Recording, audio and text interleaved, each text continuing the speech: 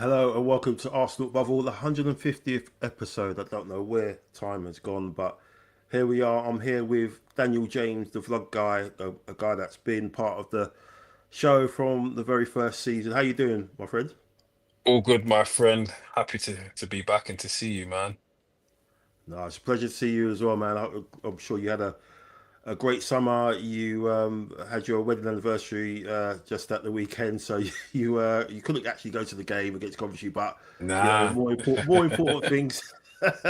Make sure Well, everything's all good at home. I was in the steam room with my watching the game on my phone. Yeah, I was. I'm not gonna lie, for a few minutes. Only a few minutes. Few minutes, in case she's watching.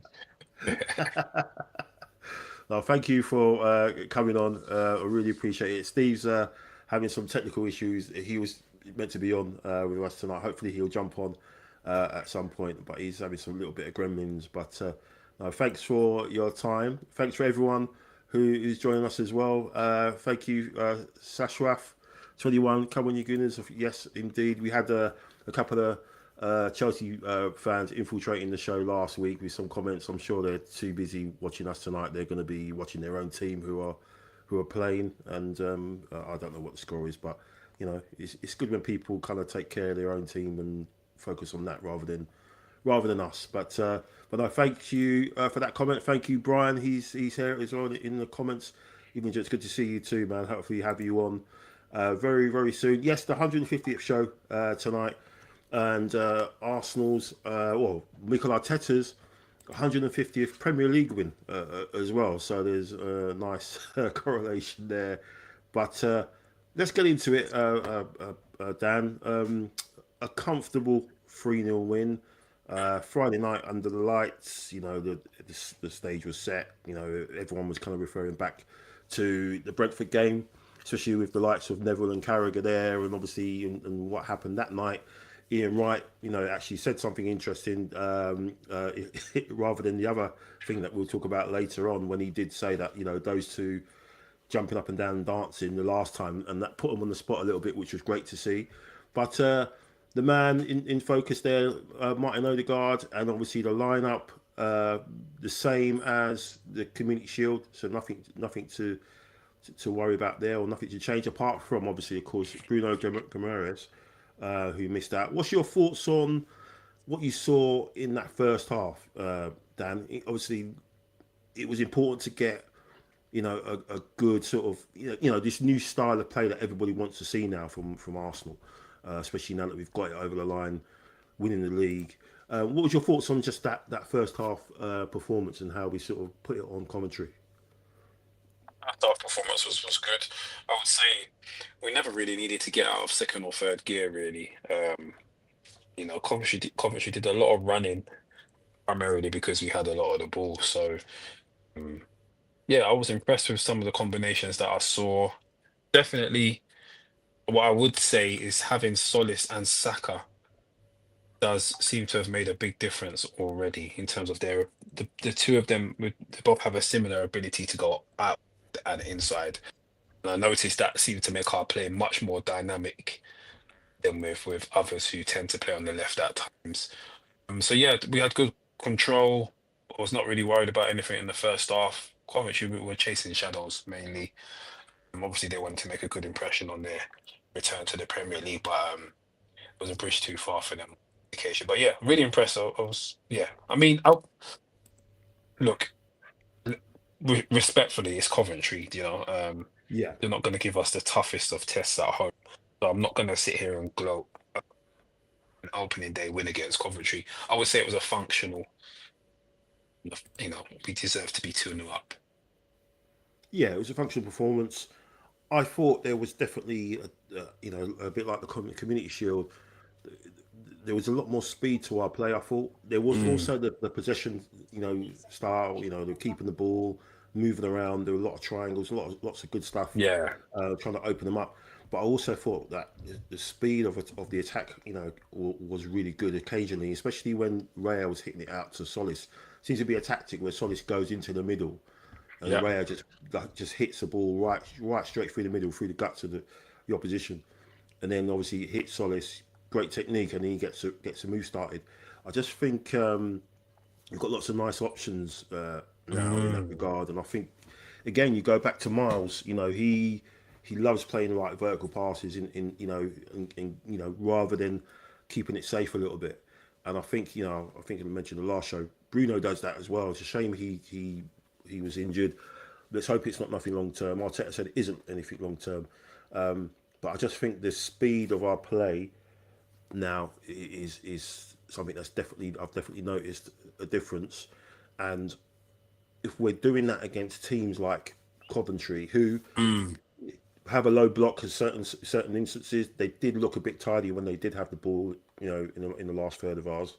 But if we're moving the ball that quickly against teams who are more open, let's say, I'd say, for example, what's happening tonight with Fulham and Chelsea, what happened yesterday with Liverpool. Liverpool really, really open, and giving Newcastle chances.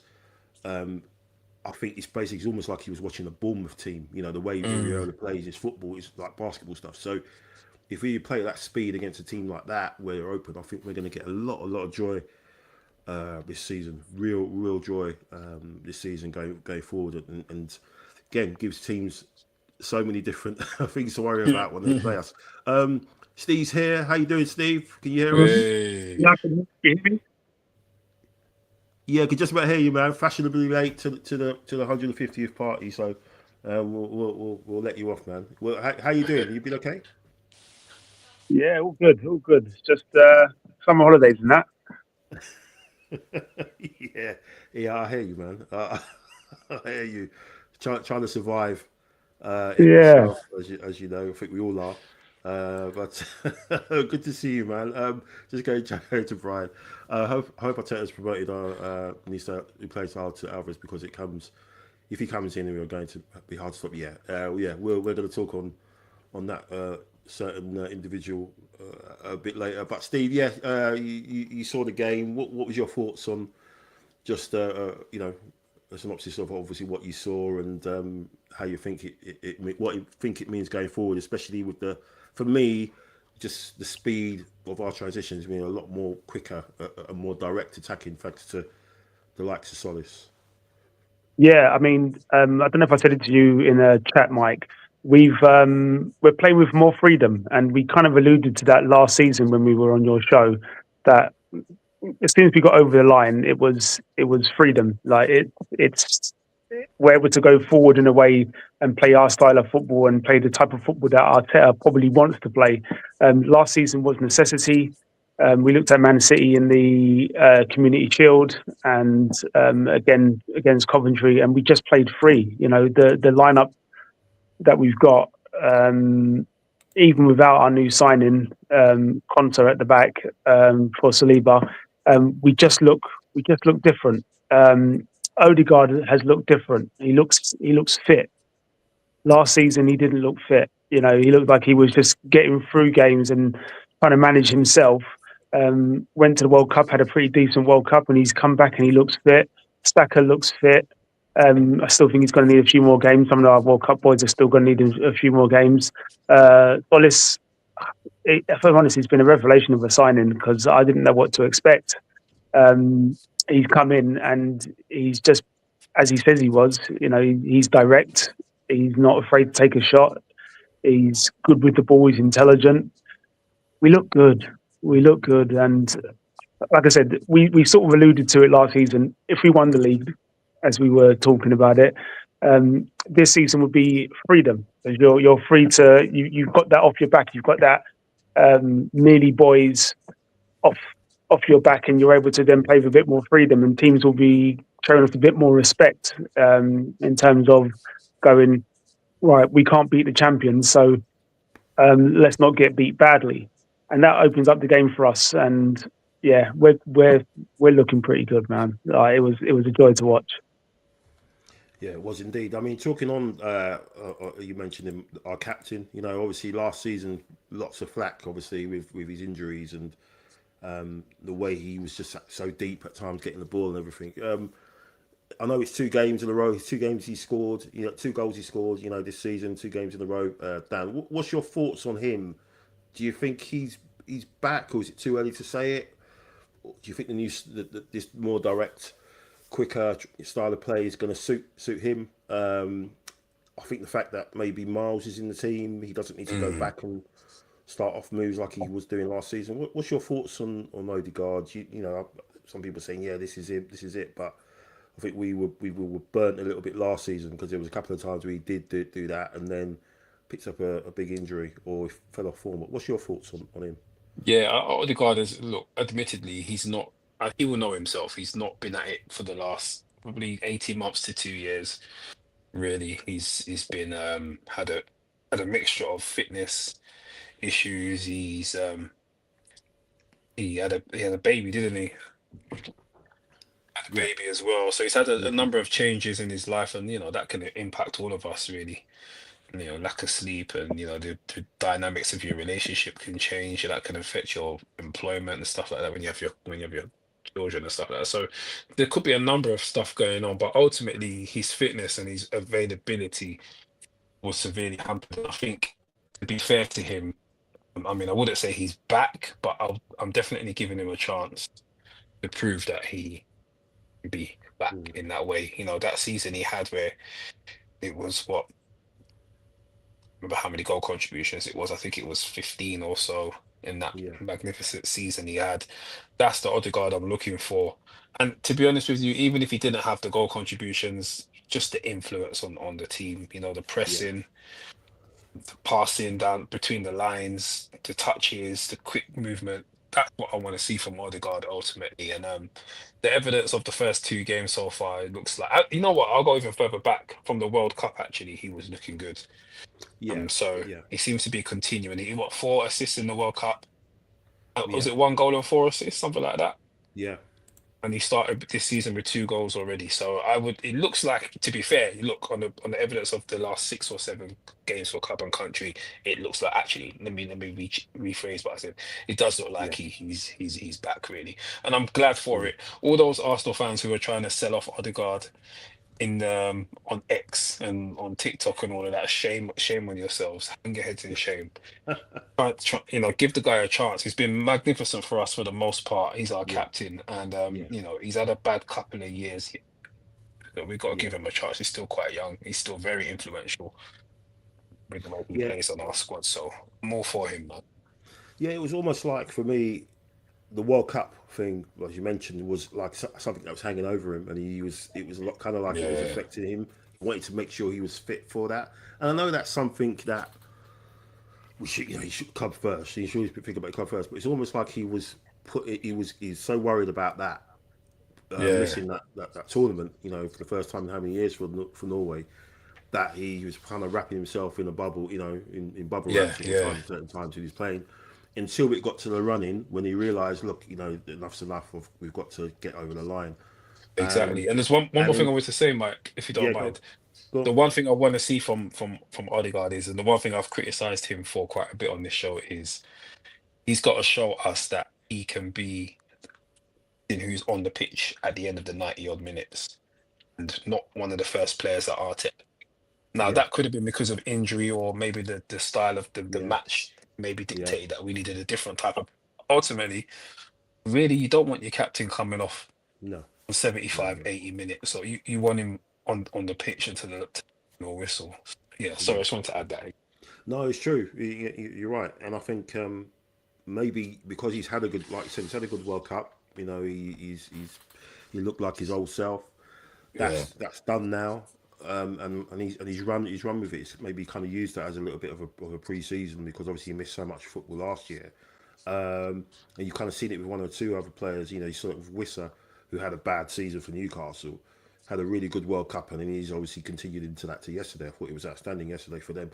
So maybe that big sort of cloud was over him, and then maybe that affected his physical state, obviously his mental state, obviously, like you said, with everything else that's happened. But like you said, 2 games for Arsenal, 2 games, 2 goals, looks like his old self. Let's hope he continues on that run. We'll go to some sort of something new, which I'm going to bring in a minute. But just going to this, Brian says Steve's still on the run. That's why he's late. He's still celebrating. he's just coming from the parade still. He's just coming from the parade. That's what it is, yeah. He's still there on Upper Street, like hanging from the lamppost with the red flares. He's still got some red flares. He's got a shift, so that's what he's Like down from the lamppost, that was you and that, Steve. Yeah. That's where he's been. He's exposed. Yeah, that's it. We know what you've been doing, man. They're all summer. Yeah, they're celebrating. Brian says the Odegaard was not fit last season. Saka not fit last season. Calafiori not fit last season. Havertz missing a chunk. Missed Rice for games and still won the league. Yeah, so it's kind of scary if you think if those guys are back on it, along with our defence being our defence, which has been reinforced. Obviously, we haven't got Saliba for a bit. Kind of scary for everybody else. But yeah, you're spot on there. The defence won us that title. Couple of guys came in clutch at the end. Trossard and Havertz with the goal against Burnley, but it was our defence that won us that title. Raya, Rice, the two centre backs. Timber up until he got injured.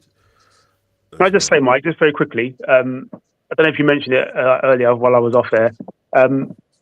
There's one player who I'm going to mention, and that right-hand side looks pretty solid again, doesn't it? It looks pretty telepathic with Ben White, Bukayo Saka, and Martin Odegaard. The telepathy between them players is just different. Ben White's back. He's no longer with the injuries, and he's back. And you just saw it in the Coventry game. The overlaps, the timing of the passing from Saka, because he knows that Ben's going to be there. It's just different to Timber. It's just different to Timber, and we haven't had them three fully fit on their right hand side for quite a while, and it just frees up. It gives everybody space. So yeah, just thought I'd mention that one because it's Ben White. Yeah. The Arsenal Bermuda Triangle, I like to call it, because once people get in there, they go missing, and that's it. It's danger for everyone. So great to see those three back. Yeah, absolutely. And yeah, funny because it looked like he was odds on going out the door if he'd have stayed fit, but maybe the injury and him, it's kind of knocked all that sideways. And he looks, like you said, he looks like he's back to his best. Charles is with us tonight. Thank you, Charles. Done a couple of great comments. Obviously, let's address the elephant in the room. This opening weekend, Wright's comments on Martinelli. I can't believe Wright painted the club as a villain here. We'll touch on that in a bit. We just did that after the player rankings bit. And again, talk about Alvarez. Sergio Aguero was hell bent on Real Madrid. Ends up a City legend. Are we fans too scared about non-commitment from Alvarez? Football is fickle, and it gives, if he gives 3 seasons, 90 goals, who cares? Yeah, again, we'll touch on that as well. I've got my thoughts on that as well. I think I mentioned it to yourself and Dan, but we'll talk about it. But let's get into this. This is something I've been trying to work on for a while, and it seems like I've finally got it right. So instead of giving 7 out of 10s, 8 out of 10s, 9 out of 10s, 6 out, whatever, we'll just get you guys just to rank the players' performance, just so we can have something logged and for our own historical purposes. So going on the commentary performance, I'll go to you one by one, and you just tell me what you think of the guys' performance, if you want to talk about it as well, specifically anything you want to highlight, and then we can go on to the rest of the team. So I'll start with you, Dan. David Raya, what would you think of his performance against Coventry? But I didn't do nothing wrong when called upon. Solid, yeah. Cool. Anyone thinks any of these should be ranked anywhere else? Jump in the comments, let us know.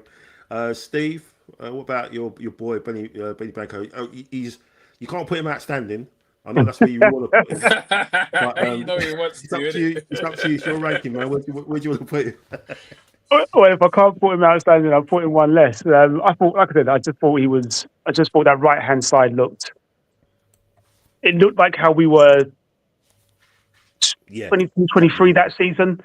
And like I said, that telepathy between the players of just, like I said, knowing where they are, the quick passing, the 1-2s around the box, Ben White overlapping, sometimes holding back. It just works. It just works for me, and I just think that is something that it could never be overlooked. Like I said, I love Timber. Timber's, as we all know, is probably a better one-on-one defender. He's got a great engine, gets up and down the pitch, can play multiple positions as well, inverts and blah, blah, blah. But just as just as a right back, I think I like Ben White. So I'll put him just under outstanding. That's fine. Yeah, cool. All right. I'm sure once we do this anymore, you'll be giving him loads more outstandings as the season goes on. Hopefully, it'll be good for us as well, won't it? Dan Mascaro, would you rank him? I would say again solid. Yeah. Not the most difficult of tests, but solid. Yeah, I thought he stepped up. Maybe because there was a certain new signing in the building. Because I thought the last 20 minutes against Coventry, last 20 minutes against City, I think he started to make a lot of silly errors, a lot of He did. Giving the ball away, looked really rash. Yeah.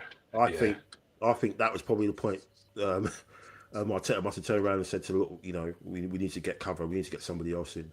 And then obviously the performance, against Coventry, I know it was Coventry, people want to say whatever, but I thought he was a lot more switched on and more locked in. So yeah, I'll agree with that. He was very solid.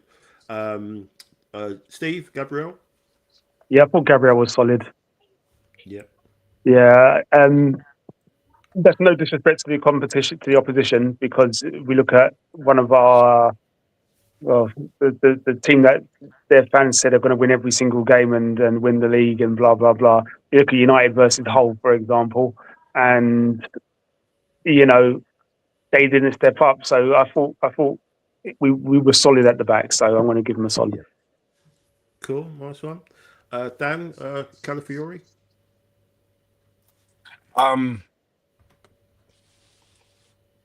I would, if I was being a bit biased, I would say very good, but I'm gonna sit on the fence. I'm gonna say solid.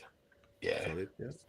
Yeah, I was very impressed with him, and he's kind of right on the fence of very good. But all being, everything considered, the yeah, go on then, yeah.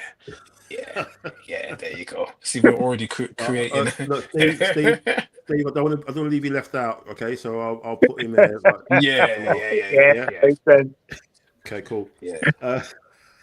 Steve, Miles. Yeah, you know what? I just think he adds the balance to the midfield. I know both Bruno and Zubimendi are, in terms of their ability and experience, are ahead of him. But he's a left footer, and when he plays, our balance is right. So I'm going to put him. I thought he was solid. But maybe just in between. So yeah, in between. Yeah, I think he hits that mark. The kid had all this speculation around him about moving. Nothing to do with him. Nothing to do with his mum. Yeah. Who's his agent, and he's handled it well. He's not let his performances dip. He's not let anything go to his head. He's come out and he said, "I'm Arsenal." Yeah. The manager's come out and said he's Arsenal. He's performed well, and like I said, that balance is, I think, the thing that. It'll be interesting to see when Bruno plays like ahead of him, for example, when Duke Martin plays ahead of him, see how that balance looks. I just think we're better balanced. Yeah, absolutely. Cool. Thank you. Dan Rice, Declan Rice. Yeah, he was good. He was good. The engine, as usual, didn't look like he'd had a busy summer. When he went on that power run that led to one of the goals, was just Declan all over. I would say Declan was I'll say again, same as Skelly and Calafiori, just in between. Cool.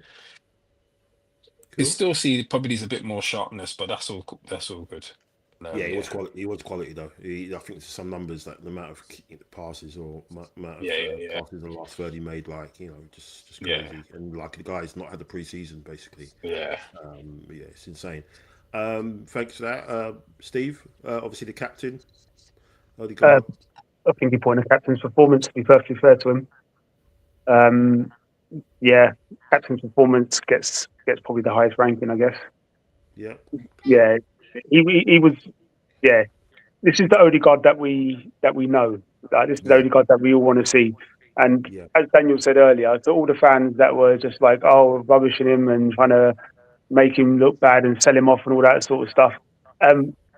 we all now know and can all now be very, very clear about it. If we weren't clear about it before, Arteta knows what he's doing, and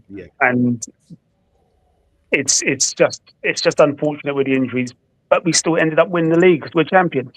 So captain's performance gets the outstanding. Cool, absolutely. Thank you, Dan. Saka. Saka was solid, I would say. I'll put him in the solid bracket. Yeah, did what he needed to do. Probably does need a few more games to get his He's not fit, is he? Really, he's like he's still not 100%. Much fitter, but not 100%. But he was solid, nevertheless. Cool, thank you. Havertz for you, Steve. I'm going to go solid. I do like what he offers, but something in me I'm still very critical of him because he's not an out-and-out striker. Yeah. But still very solid. I liked what he did. So yeah, solid. Cool. Okay. Dan Solis. Solis was my favourite player of the game. Full of energy, not afraid, fearless. Again, with all due respect to the opposition, he put his best foot forward. He didn't slack off. We see that a lot when sometimes new players or good players kind of take it down a gear or two against opposition that they think we're just going to turn up and win. But you could see he was on the ball from the get go. But I would actually put him in between very good and outstanding, same level as Benny Blanco. Yeah, I thought so. Got a lot of the ball, didn't he? Left in the first half. I don't know whether that was a pointed thing to do, obviously with Saka's fitness. But I mean, it's obviously Saka had the ball a lot, but a lot of times, him and Calafiori, he's getting fed the ball a lot. So outstanding from him. Like as you touched on, outstanding start to his Arsenal career. Obviously, with what happened last week, 2 assists as well, gets assist as well. For I don't know if he got the Premier League assist. I think he got it on his fantasy football. Fantasy football, he got it. Yeah, but I thought it was really, really good. Just runs all day, 100% effort. You saw the reception he got when he went back to his club to which is crazy to me. He's gone back there. He's getting a great ovation from both sets of supporters, and the amount of love they have for him still, because I think he's just an honest player. Just gives 100%. So I'd say he was really very good, very, very good, and just under touch outstanding. Obviously the guys that came on the bench, I think any of them really stood out. Really, one I kind of was going to highlight was Madueke. I just thought again he was average to poor. I just think the guy, I don't know what's going through his head at the moment. I just find him really frustrating to play against and to play with, and I think you look at someone like Max. Do you need to put Madueke on with 30 minutes? With 25 minutes to go, you're 3-0 up. Is he the person that you kind of do you need to give him minutes, or is it just a seniority thing?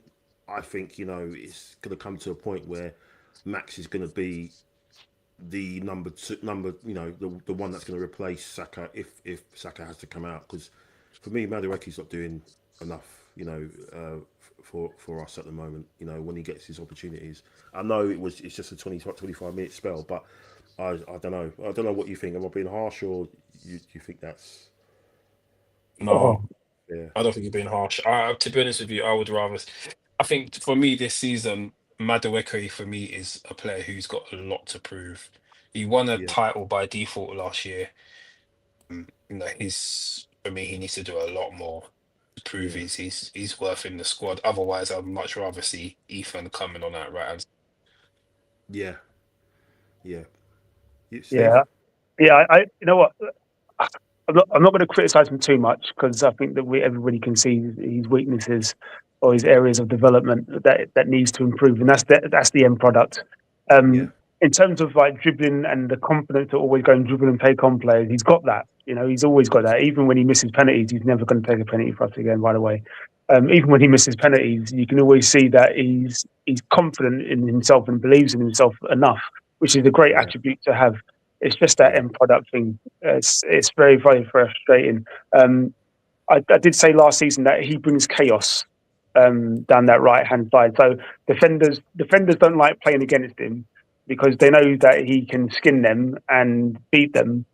But at the same time, they also know that his end product is going to be probably 70-30 in favour of 70 being useless and 30 being, you know, productive. So, I think he came on and like created the most chances or whatever. But I don't know. I said, as Dan said, this is his season to step up, or we will have to be ruthless with him and move on from that because it's just frustrating.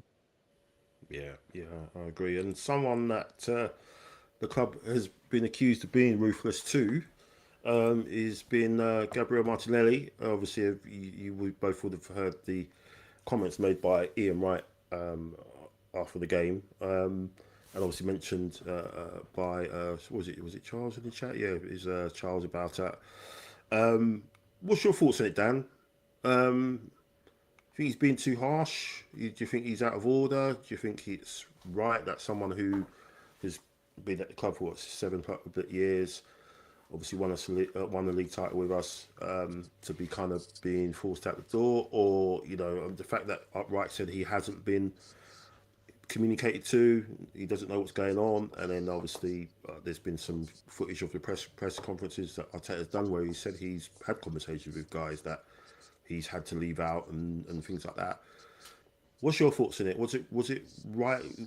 Was it out of order what Wright he did, or do you think is it because he's quite close with Martinelli? They've done a lot of stuff, a lot of content for Arsenal. Little videos and clips and stuff. And he's very close with his family. Do you think he was just going to bat for him? Or do you think he crossed the line in his role for Arsenal, which is kind of ambassadorial role? Ambassadorial, yeah. Look, I love Ian Wright. Ian Wright is my favourite Arsenal player of all time due to the impact he had on me as a kid. When I started going to Highbury, he was the person that captivated me as a young one in the early 90s. I very rarely disagree with anything he says. However, on this occasion, Ian, you're an umpty for what you said. I think he's spoken with emotion, like you said, Mike, maybe due to his relationship with Martinelli. I think he's spoken with too much emotion and not enough empirical evidence. When you look at the facts and the stats, Martinelli's drop-off has been catastrophic. Yeah, he did get a few goals in the Champions League, but in terms of his contribution in the league, if you're looking at, he does get through a fair amount of running. He's good at tracking back. Yeah, we know that, which is great. But ultimately, as a forward player going forward, his decision making is poor. It's not the best. And at 25 years old, you would expect that he would have that on smash by now. Unfortunately for Martinelli, there are better players out there who can do what he does and more. And look at Zolis and a couple of players. He's already showing the kind of promise that we were hoping to see Martinelli go on and really develop even further. And he may well go on to do that, but it doesn't look like it's going to be at Arsenal. I do think Ian Wright spoke out of turn. He shouldn't be commenting on the transfer business nature of the club. I feel as an ambassador, you need to stay in your lane and protect the club, protect the image, and leave the negotiation and discussions to Arteta and all the people that matter, really. It doesn't do us any favours, him sticking his head on this ball in terms of this discussion as such an influential person who's in and around the players and the club. He's not going to do him any favours. So yeah, I do think while he's entitled to his opinion, I do think he should not necessarily go on public to criticise the club like that. He's not an agent. He's not involved in the negotiations. He doesn't know what Arteta whoever said to Martinelli. So I think he's absolutely out of line. And Ian's always been a bit of an emotional. He was quite an emotional player, wasn't he? And he's an emotional pundit as well. And I feel that it's got the better of him on this occasion. And I think when he wakes up in the morning, all things considered, if he's honest, he will say, you know what, I should have kept my mouth. Yeah, I think I'm pretty sure he's seen all the blowback he's had, from socials and various different places. Obviously, people have backed him and said, he's right to his opinion, as you said. Of course, he is.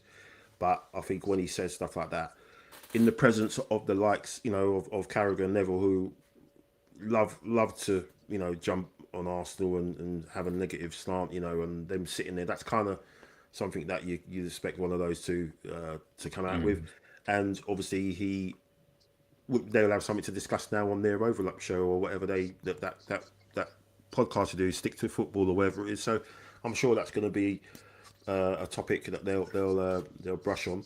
But I agree with you. I thought he was out of order. Arteta was there literally minutes before, had a nice interview with him. He had an interview pre-game, and he could have said something delicately, about it. Could have broached the subject a bit. How's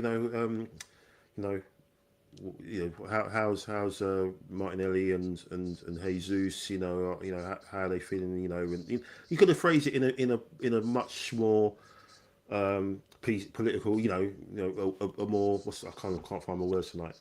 But he could have brought it across in a way that was going to be kind of respectful and not sort of put it the way he has and had this sort of reaction, and he didn't, and he decided not to say anything to him when he had a chance to on 2 occasions, and he decided to say all that when he wasn't there, and I thought that was out of order. What's your thoughts on it, Steve?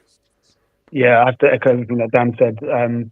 Whether it was emotions, whether it's that connection he has with the family, whether he thought he needed to say something on their behalf, almost. It was just not the right. A, not the right words to use. B, not the right place to do it. And C, as Daniel said, he kind of just needs to not almost stay in his lane and just not get involved in any of that sort of stuff. As everybody's rightly said, yes, he's entitled to his opinion. It just sort of it doesn't sit well. It doesn't sit well. Look, whatever. Fans are always going to be split with Martinelli. Me personally, I've always said, look, he works hard, loves the club. For £6 million or whatever we spent on him, I said he's worked out to be an absolute bargain. If the club want to sell him, that's fine. If Arteta wants to keep him, that's also fine. Like I'm not one to say, oh, he must go. I think a new role for him instead of just out on the left is needed. Probably something more central. So it's good to see him get that sort of opportunity to do that. But if he's not going to get it at our club and he has an opportunity to go and get it elsewhere, I wish the kid all the best in the world. I just don't think Ian Wright needs to be commenting on it, because then we haven't heard him comment on like the other situations out there. He hasn't commented on Gabriel Jesus, whether there's been any talks or communication there. He hasn't commented on Ethan, whether there's been talks or communication there. He just needs to focus on what his role is at the club, and what his role is when he's working for any of the like media companies or whatever like that, and sort of just not get too emotionally into it, if you know what I mean. Yeah. Because if he's saying that there's been no communication, that means he's revealing club. What's the word? Like he's revealing club secrets, which you're not really supposed to do. Like, do you know what I mean? If you've got inside knowledge, you don't then reveal it and go, oh yeah, well listen, the club ain't doing this and the club ain't doing that. You don't do that, because if you're party to those sort of conversations, you sort of have to just think before you speak. Yeah. So like I said, I'd love to. I still think I'd like to see Martinelli up front. Yeah. But pure profit is pure profit, and if we can get, I still think the asking price for him is ridiculously low. By the way, especially in today's market, when you're seeing some people go for like 75 million and they've got 2 goals in 2 seasons and like less than 20 starts or whatever. or 20 appearances in that period, and you sort of go, what, 75 million? Yeah. We know 5 what million. that's about. We know what that's about. Yeah, yeah.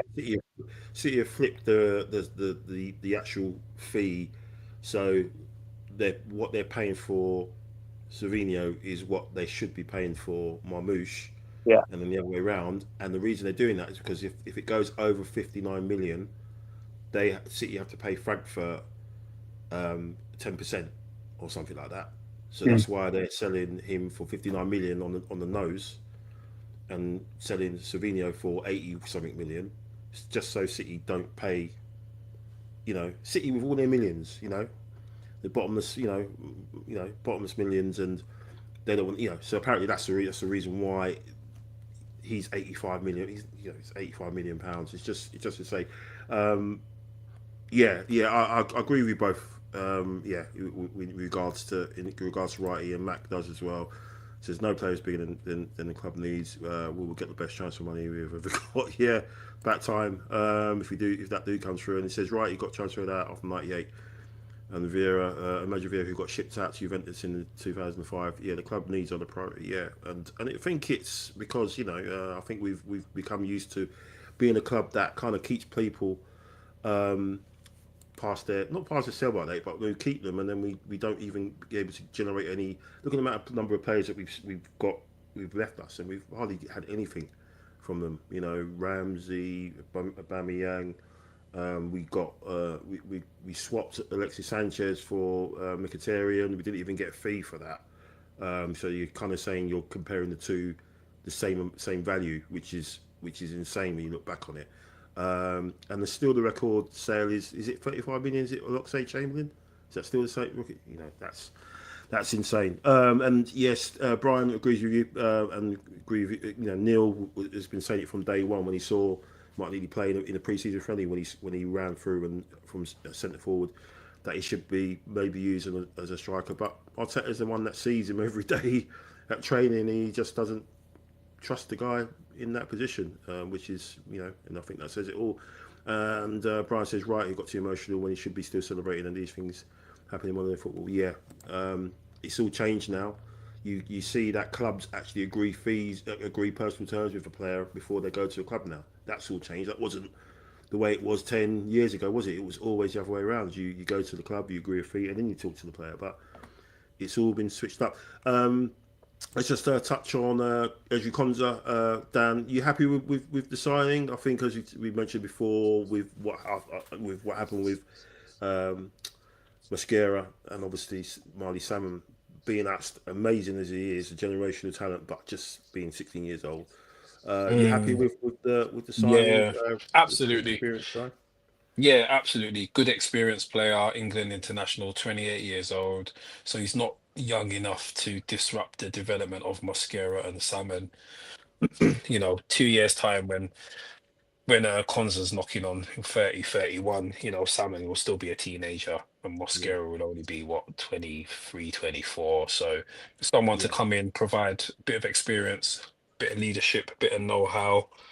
He's a winner. He's won stuff at Villa. So yeah, really good signing, good fee as well. Can't knock it really. Really good player. I've always liked him. Good on the ball, can play a couple of positions. Yeah, good addition to the squad. Steve? Yeah, we like a defender. So we got one of the best defenders in the league from last season in terms of duels, passing, everything. So he will come in, and we won't miss Saliba. Yes, it might take a minute or two for him to get that partnership with Gabriel, but I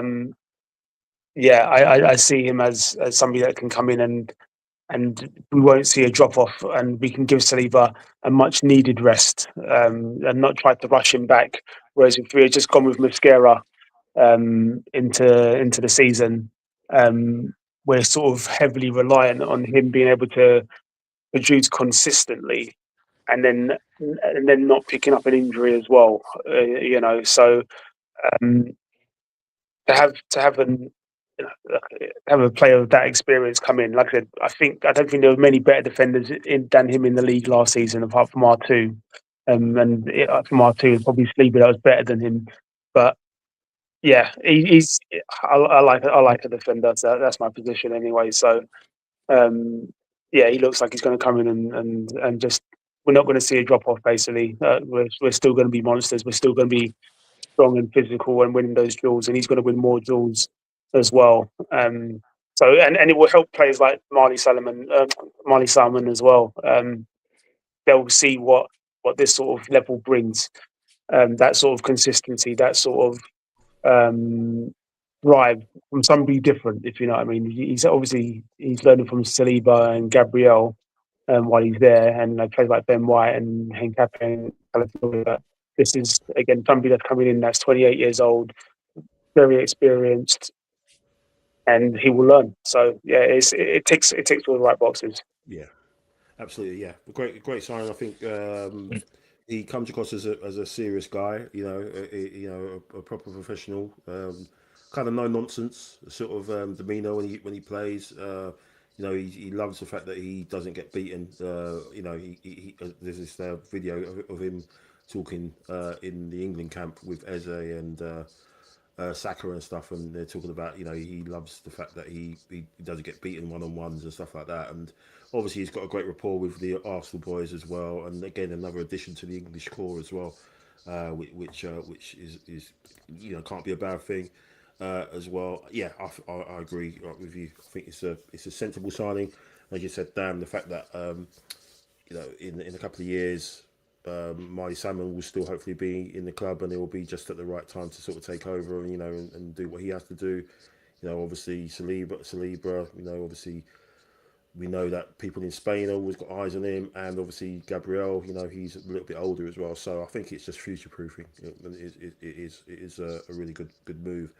And his first game could obviously be against his old club on Monday, this time next week. So that'd be interesting. So obviously we'll get into the end of the show, and it looks like things are hotting up in the transfer window.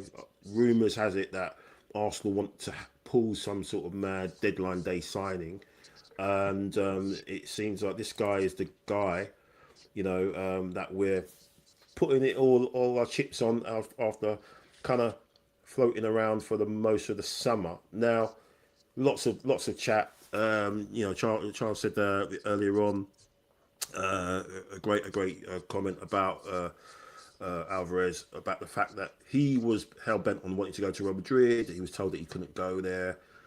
Went to City, and the rest is history. He's got a statue outside the stadium, and all that stuff. Yeah. If you saw the footage at the weekend, I'm sure you've maybe seen it of him being jeered when he was on the bench, and then at the end of the game, jeered when he came on, and then at the end of the game being told to sort of just go down the tunnel, don't go over with the players to applaud the fans, and that made it even worse for me. It seems for him, the sort of the image of that. I mean, it goes without saying. I think he's the type of player, the technical player that Arteta would love to have in the attack. Someone that can play in the line and stuff. But everyone's saying, "Oh well, he'll start crying for Barcelona in a season or what have you." But I'm kind of like, maybe we need to be sensible and grown up about it and say, yes, okay, well, sign for us. If you play well and you win us trophies, then you're putting yourself in the kind of shop window for them to say that you've not down tools or you've not regressed. Win us the Champions League, and then Barcelona can come in for you in 2 seasons, and we'll have a release clause, and then as long as they trigger it, fine. See you later. I don't see what I wouldn't have a problem with that, as long as this guy comes and he does the business, which I think he will, because I think he'll see the vibe, the family stroke warrior vibe that we have at London Colney at the moment. I think all these players get on really well. They all kind of love each other, but they also are on business as well. They're not there to mess about. And I think if he comes into that, and he's got Gabriel Heinze there as well, who's been key to that, I think he will do the business for us. I don't know what you guys think of that. Would you Are we wasting our time? Are we going to get showed up like we did maybe a little bit? What some people are saying with Vinny Jr. with the whole situation with that, or would you be happy if we get him, knowing that he wants, he ideally would like to play for Barca? What's your thoughts on it? You want to go first, Dan? Yeah, I think at the end of the day, Atletico Madrid are not going to sell to Barcelona. That's, they're not going to. They've made that really clear, and they're hated rivals, between Atletico, Barca, and Real Madrid.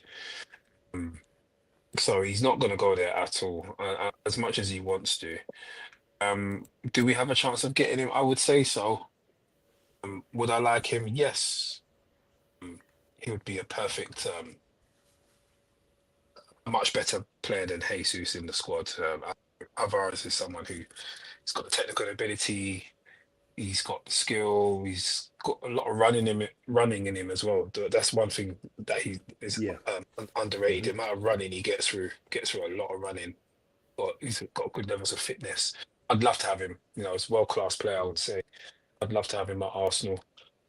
Whether we get him is another matter, but maybe the situation that happened with him the other day might. Who knows? But yeah, I'm not. If you ask me how much out of 10 am I confident that we'll get him, it's pretty low. I'll probably say it's about a 3. Yes. I don't know if it's realistic, but at the moment it's a dream. But I hope we can pull it. What do you think? What do you think, Steve? See, I'm a bit torn. I look at numbers. I've been looking at like in terms of like what he could actually bring. Yes, he brings energy, technical skills, ability, tracking back, pressing. We saw all that during the World Cup, and we saw all that in like for Atletico Madrid. He does that a lot. Is he going to get the goals? I don't think so. That's my own opinion. I don't think he gets the goals. In saying all of that, like I said, he's not my first choice. He's not one that I was thinking, oh yeah, we must desperately like. He didn't. I think he would improve us, but I don't think he. I think we still have the same frustrations in front of goal. The thing that I always stop myself, as I said earlier on in the show, Mike, was if Arteta wants him, then Arteta knows better than me. So I can't argue with the man. You mentioned a good comment to me in terms of not every player necessarily has to come, has to say they want to come and wants to come. He could come and spend a year, 2 years, and then go to Barca, Madrid from there, and that's fine. Actually, it saves us a lot of hassle of going, oh, do we keep him? Do we not keep him? Are we trying to just keep a player there that doesn't want to be there? Look, if he goes, look, I've done a season or I've done 2 seasons and I want to go, we can just let him go, and then we can, as Daniel said, put a good release clause on him and make sure that we recoup our money. And someone like Madrid will probably pay that release clause for sure, because they've added 2 clubs, they've got the money.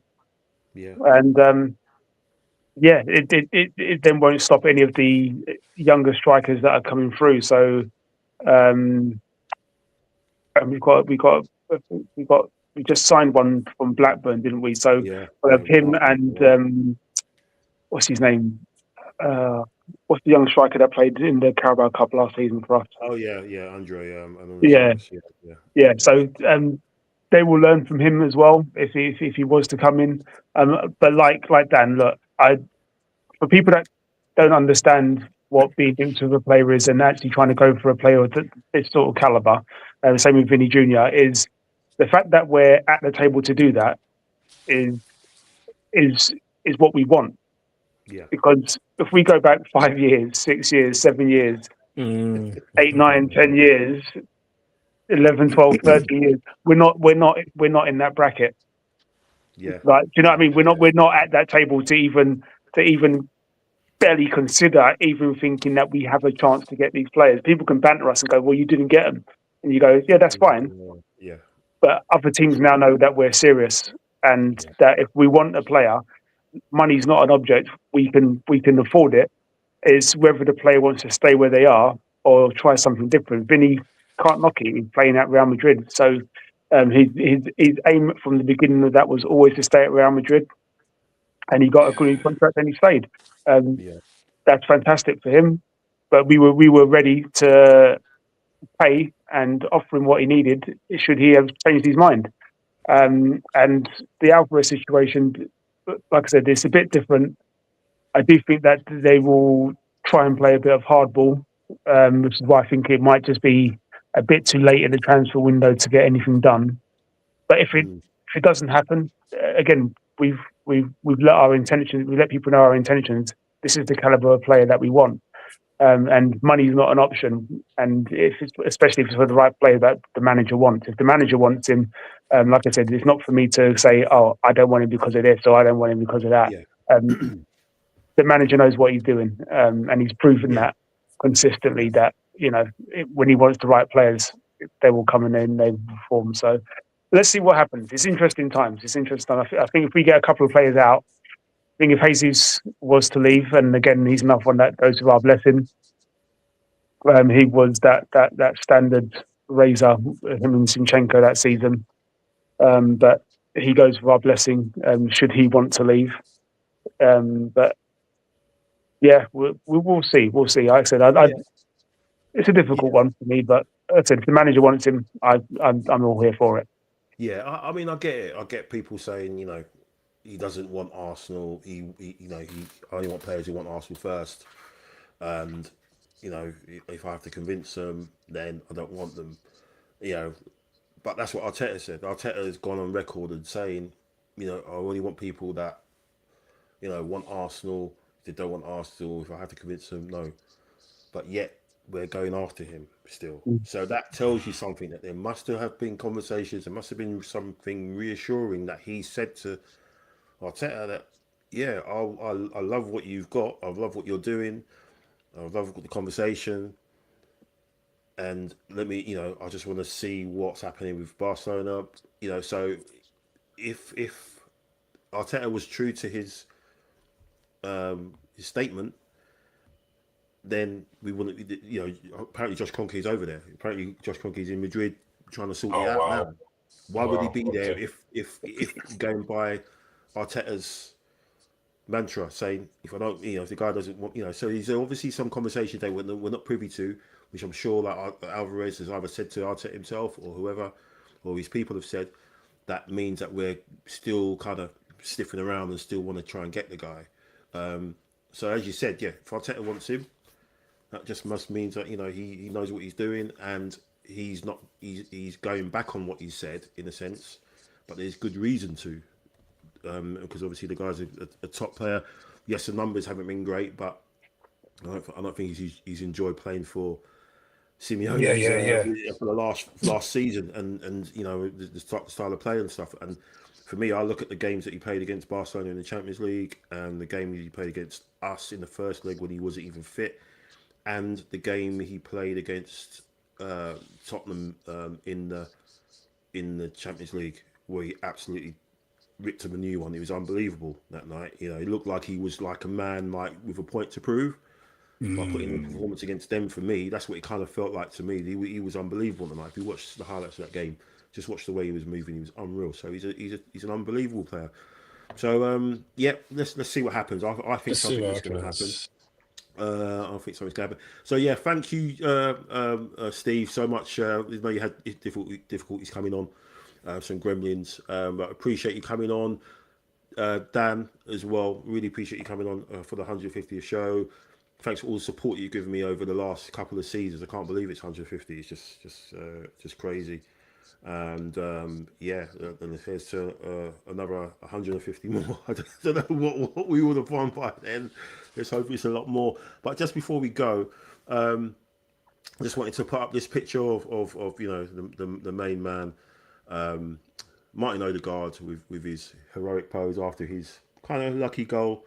I was thinking on that picture, it looks quite familiar. I kind of feel like I've seen it before this weekend, and of course, yes, there it was. Certainly different emotions, but it kind of shows you the levels. One sitting at the top and one at the bottom, wondering what the hell is going on again. Another bad season. So again, just levels, isn't it? Just right.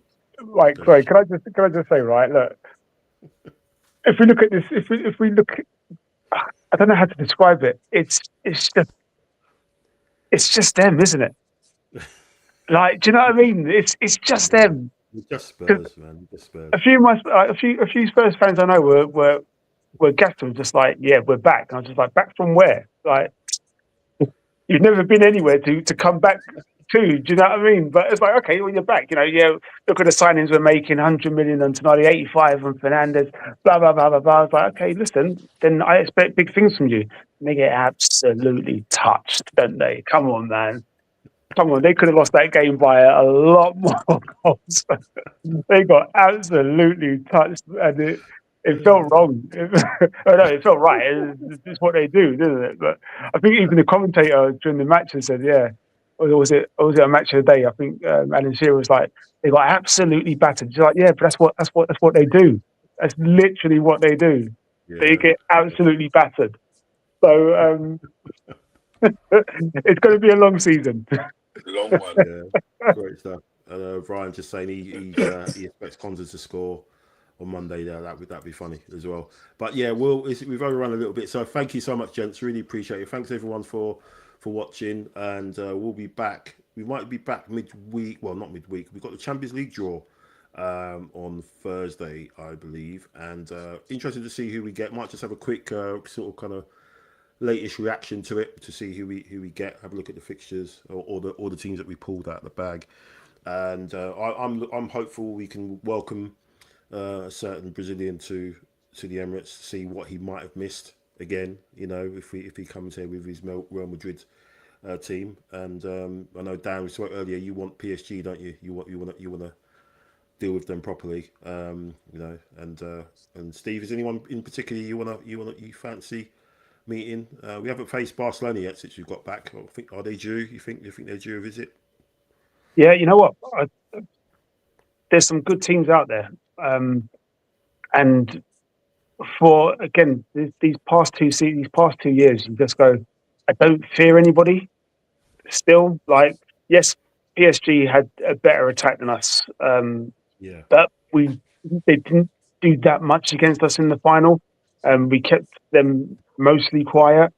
So, you know, we played to our strengths, they played to their strengths, and our strengths were probably better than their strengths. It just went down to penalties.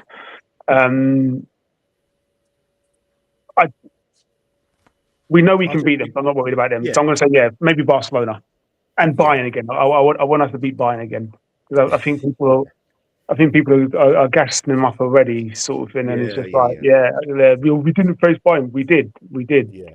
We did. We beat them 3-1. Yeah, you think we didn't lose in the Champions League last year, and we still didn't end up winning it. So you've got to look at that as well. So yeah, it's going to be interesting to see who we get. I think there's going to be a lot of teams that don't want us, and that just says it all really, and that's fact. So let's see. But thank you, gents. Thank you so much. Thanks for everyone in the chat. Really appreciate it.